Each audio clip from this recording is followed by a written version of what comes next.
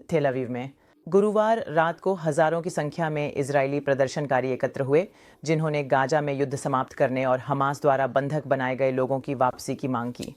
भीड़ में 300 से अधिक इजरायली सैनिक भी शामिल थे, जिन्होंने युद्ध विराम समझौते की मांग करते हुए एक पत्र पर हस्ताक्षर किए हैं। कई प्रदर्शनकारी इजरायली प्रधानमंत्री बेंजामिन नेतन्याहू के इस्तीफे की भी मांग कर रहे थे। आइए बात करते हैं डॉ निम्रोद गोरन से। वे मिटविम संस्थान के अध्यक्ष और संस्थापक हैं, जो एक इजरायली नीति थिंक टैंक है। वह कल तेल अवीव में हुए प्रदर्शन में मौजूद थे। मेरा स्वागत है। हमारे साथ जुड़ने के लिए आपका बहुत धन्यवाद। आपका क्या आकलन है कि इस बार के प्रदर्शन, हाँ, एक और प्रदर्शन, और वह भी बड़ा और महत्वपूर्ण, और खासकर यह तथ्य कि वहाँ इजरायली सैनिक भी मौजूद थे, इससे क्या फर्क पड़ सकता है? ये वाकई हाल के समय में हमारे यहाँ हुए सबसे बड़े प्रदर्शनों में से एक था। इजरायली लोग लगातार सड़कों पर उतर रहे हैं ताकि हमारे समाज में जो कुछ हो रहा है उसके खिलाफ अपनी आवाज उठा सकें।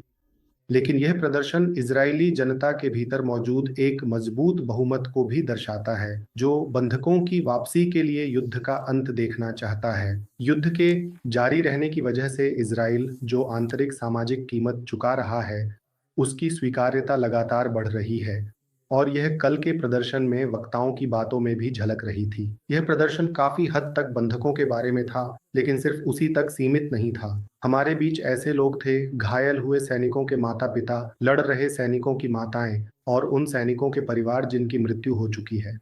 तो युद्ध के कारण इजरायली समाज के विभिन्न हिस्सों को जो नुकसान और पीड़ा झेलनी पड़ रही है, उसकी तीव्रता अब निराशा की ओर ले जा रही है। हमें उम्मीद है कि यह समझौता, यह युद्ध विराम, यह युद्ध का अंत अब कभी भी हो सकता है।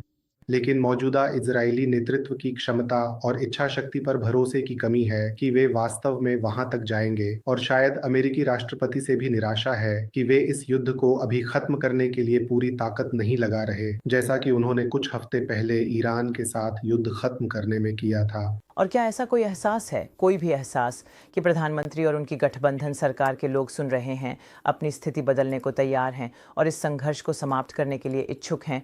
सिर्फ सार्वजनिक विरोध प्रदर्शन अपने आप में इस गठबंधन की विचारधारा को नहीं बदल सकते। ये गठबंधन, ये इजराइल के इतिहास का सबसे दक्षिणपंथी गठबंधन है। मुझे लगता है कि नेतन्याहू ने संकेत दिया है कि वह हर तरह के अस्थायी समाधानों के लिए खुले हैं,